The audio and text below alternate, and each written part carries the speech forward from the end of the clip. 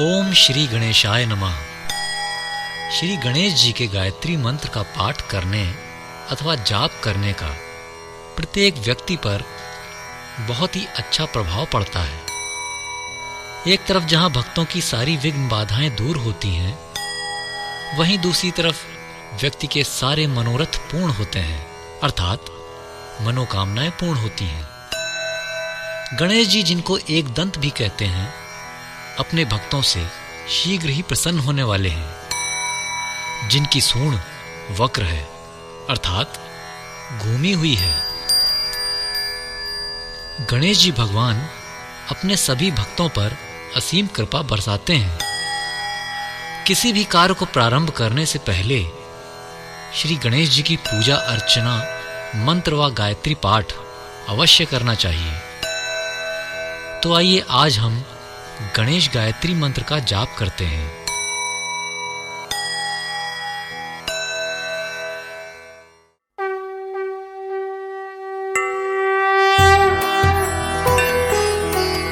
ओम एकदंताय विद्महे वक्रतुंडाय धीमहि तन्नो दन्ती प्रचोदयात्। ओम एकदंताय विद्महे वक्रतुंडाय धीमहि तन्नो दन्ती प्रचोदयात्। ओम एकदंताय विद्महे वक्रतुंडाय धीमहि तन्नो दन्ती प्रचोदयात्। ओम एकदंताय विद्महे वक्रतुंडाय धीमहि तन्नो दन्ती प्रचोदयात्। ओम एकदंताय विद्महे वक्रतुंडाय धीमहि तन्नो दन्ती प्रचोदयात्। ओम एकदंताय विद्महे वक्रतुंडाय धीमहि तन्नो दन्ती प्रचोदयात्। ओम एकदंताय विद्महे वक्रतुंडाय धीमहि तन्नो दन्ती प्रचोदयात्। ओम एकदंताय विद्महे वक्रतुंडाय धीमहि तन्नो दन्ती प्रचोदयात्। ओम एकदंताय विद्महे वक्रतुंडाय धीमहि तन्नो दन्ती प्रचोदयात्। ओम एकदंताय विद्महे वक्रतुंडाय धीमहि तन्नो दन्ती प्रचोदयात्। ओम एकदंताय विद्महे वक्रतुंडाय धीमहि तन्नो दन्ती प्रचोदयात्। ओम एकदंताय विद्महे वक्रतुंडाय धीमहि तन्नो दन्ती प्रचोदयात्। ओम एकदंताय विद्महे वक्रतुंडाय धीमहि तन्नो दन्ती प्रचोदयात्। ओम एकदंताय विद्महे वक्रतुंडाय धीमहि तन्नो दन्ती प्रचोदयात्। ओम एकदंताय विद्महे वक्रतुंडाय धीमहि तन्नो दन्ती प्रचोदयात्। ओम एकदंताय विद्महे वक्रतुंडाय धीमहि तन्नो दन्ती प्रचोदयात्। ओम एकदंताय विद्महे वक्रतुंडाय धीमहि तन्नो दन्ती प्रचोदयात्। ओम एकदंताय विद्महे वक्रतुंडाय धीमहि तन्नो दन्ती प्रचोदयात्। ओम एकदंताय विद्महे वक्रतुंडाय धीमहि तन्मोदन्ति प्रचोदयात्। एकदन्ताय विद्महे वक्रतुण्डाय धीमहि तन्मोदन्ति प्रचोदयात्। एकदन्ताय विद्महे वक्रतुण्डाय धीमहि तन्मोदन्ति प्रचोदयात्। एकदन्ताय विद्महे वक्रतुण्डाय धीमहि तन्मोदन्ति प्रचोदयात्। एकदन्ताय विद्महे वक्रतुण्डाय धीमहि तन्मोदन्ति प्रचोदयात्। एकदन्ताय विद्महे वक्रतुण्डाय धीमहि तन्मोदन्ति प्रचोदयात्। एकदन्ताय विद्महे वक्रतुण्डाय धीमहि तन्मोदन्ति प्रचोदयात्।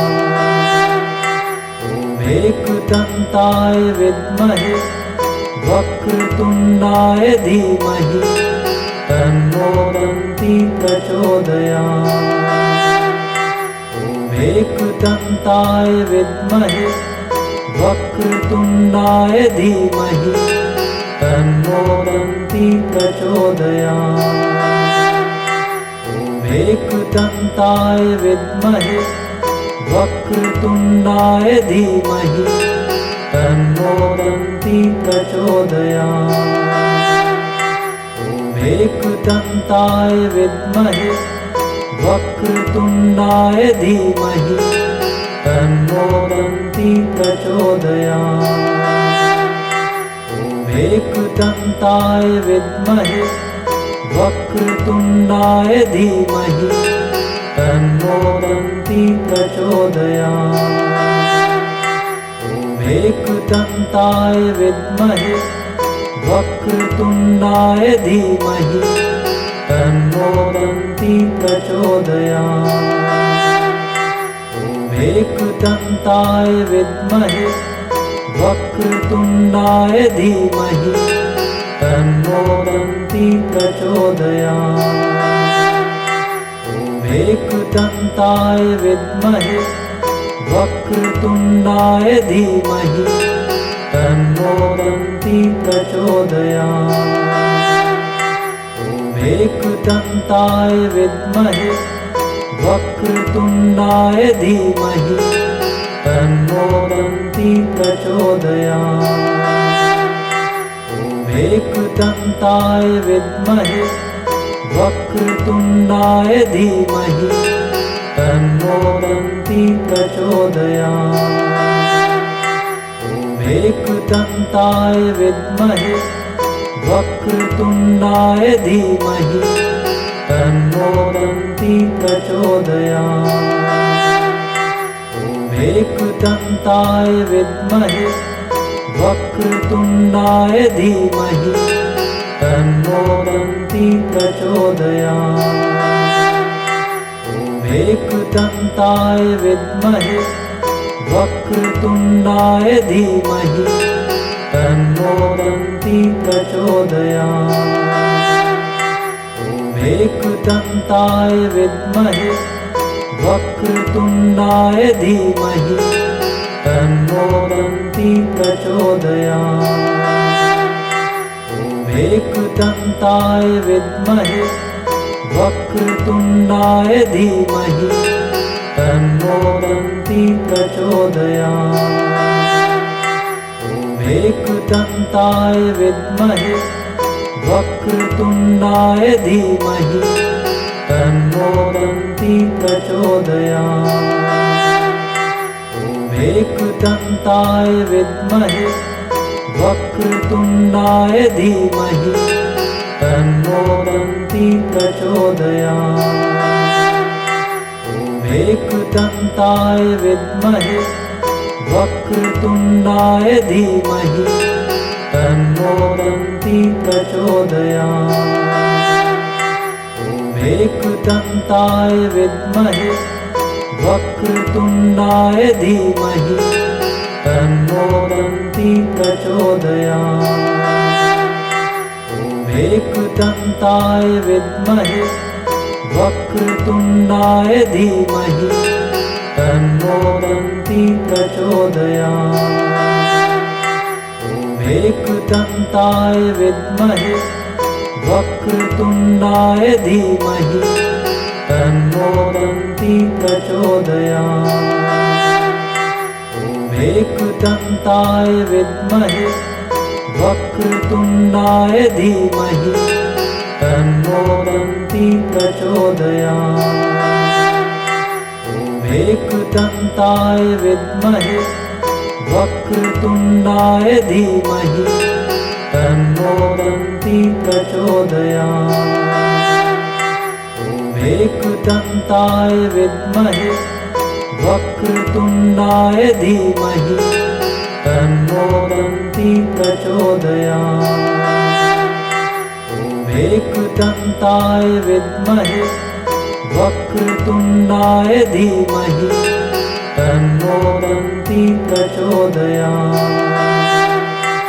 ॐ एकदन्ताय विद्महे वक्रतुण्डाय धीमहि तन्नो दन्ती प्रचोदयात्। ॐ एकदन्ताय विद्महे वक्रतुण्डाय धीमहि तन्नो दन्ती प्रचोदयात्। ॐ एकदन्ताय विद्महे वक्रतुण्डाय धीमहि तन्नो दन्ती प्रचोदयात्। ॐ एकदन्ताय विद्महे वक्रतुण्डाय धीमहि तन्नो दन्ती प्रचोदयात्। ॐ एकदन्ताय विद्महे वक्रतुण्डाय धीमहि तन्नो दन्ती प्रचोदयात्। ॐ एकदन्ताय विद्महे वक्रतुण्डाय धीमहि तन्नो दन्ती प्रचोदयात्।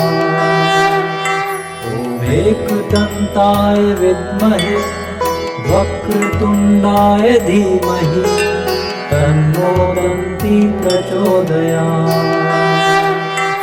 ॐ एकदन्ताय विद्महे वक्रतुण्डाय धीमहि तन्नो दन्ती प्रचोदयात्। ॐ एकदन्ताय विद्महे वक्रतुण्डाय धीमहि तन्नो दन्ती प्रचोदयात्। ॐ एकदन्ताय विद्महे वक्रतुण्डाय धीमहि तन्नो दन्ती प्रचोदयात्। ॐ एकदन्ताय विद्महे वक्रतुण्डाय धीमहि तन्नो दन्ती प्रचोदयात्। ॐ एकदन्ताय विद्महे वक्रतुण्डाय धीमहि तन्नो दन्ती प्रचोदयात्। ॐ एकदन्ताय विद्महे वक्रतुण्डाय धीमहि तन्नो दन्ती प्रचोदयात्। ॐ एकदन्ताय विद्महे वक्रतुण्डाय धीमहि तन्नो दन्ती प्रचोदयात्। ॐ एकदन्ताय विद्महे वक्रतुण्डाय धीमहि तन्नो दन्ती प्रचोदयात्। ॐ एकदन्ताय विद्महे वक्रतुण्डाय धीमहि तन्नो दन्ती प्रचोदयात्। ॐ एकदन्ताय विद्महे वक्रतुण्डाय धीमहि तन्नो दन्ती प्रचोदयात्। ॐ एकदन्ताय विद्महे वक्रतुण्डाय धीमहि तन्नो दन्ती प्रचोदयात्। ॐ एकदन्ताय विद्महे वक्रतुण्डाय धीमहि तन्नो दन्ती प्रचोदयात्। एकदन्ताय विद्महे वक्रतुण्डाय धीमहि तन्नो दन्ती प्रचोदयात्। एकदन्ताय विद्महे वक्रतुण्डाय धीमहि तन्नो दन्ती प्रचोदयात्। एकदन्ताय विद्महे वक्रतुण्डाय धीमहि तन्नो दन्ती प्रचोदयात्। एकदन्ताय विद्महे वक्रतुण्डाय धीमहि तन्नो दन्ती प्रचोदयात्। एकदन्ताय विद्महे वक्रतुण्डाय धीमहि तन्नो दन्ती प्रचोदयात्। एकदन्ताय विद्महे वक्रतुण्डाय धीमहि तन्नो दन्ती प्रचोदयात्। एकदन्ताय विद्महे वक्रतुण्डाय धीमहि तन्नो दन्ती प्रचोदयात्। एकदन्ताय विद्महे वक्रतुण्डाय धीमहि तन्नो दन्ती प्रचोदयात्। एकदन्ताय विद्महे वक्रतुण्डाय धीमहि तन्नो दन्ती प्रचोदयात्। एकदन्ताय विद्महे वक्रतुण्डाय धीमहि तन्नो दन्ती प्रचोदयात्। एकदन्ताय विद्महे वक्रतुण्डाय धीमहि तन्नो दन्ती प्रचोदयात्। एकदन्ताय विद्महे वक्रतुण्डाय धीमहि तन्नो दन्ती प्रचोदयात्। एकदन्ताय विद्महे वक्रतुण्डाय धीमहि तन्नो दन्ती प्रचोदयात्। एकदन्ताय विद्महे वक्रतुण्डाय धीमहि तन्नो दन्ती प्रचोदयात्। एकदन्ताय विद्महे वक्रतुण्डाय धीमहि तन्नो दन्ती प्रचोदयात्। एकदन्ताय विद्महे वक्रतुण्डाय धीमहि तन्नो दन्ती प्रचोदयात्। एकदन्ताय विद्महे वक्रतुण्डाय धीमहि तन्नो दन्ती प्रचोदयात्। एकदन्ताय विद्महे वक्रतुण्डाय धीमहि तन्नो दन्ती प्रचोदयात्। एकदन्ताय विद्महे वक्रतुण्डाय धीमहि तन्नो दन्ती प्रचोदयात्। एकदन्ताय विद्महे वक्रतुण्डाय धीमहि तन्नो दन्ती प्रचोदयात्। एकदन्ताय विद्महे वक्रतुण्डाय धीमहि तन्नो दन्ती प्रचोदयात्। एकदन्ताय विद्महे वक्रतुण्डाय धीमहि तन्नो दन्ती प्रचोदयात्। एकदन्ताय विद्महे वक्रतुण्डाय धीमहि तन्नो दन्ती प्रचोदयात्। एकदन्ताय विद्महे वक्रतुण्डाय धीमहि तन्नो दन्ती प्रचोदयात्। ॐ एकदन्ताय विद्महे वक्रतुण्डाय धीमहि तन्नो दन्ती प्रचोदयात्।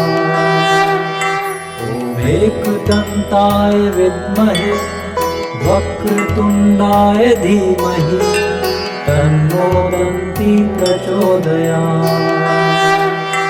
ॐ एकदन्ताय विद्महे वक्रतुण्डाय धीमहि तन्नो दन्ती प्रचोदयात्। ॐ एकदन्ताय विद्महे वक्रतुण्डाय धीमहि तन्नो दन्ती प्रचोदयात्।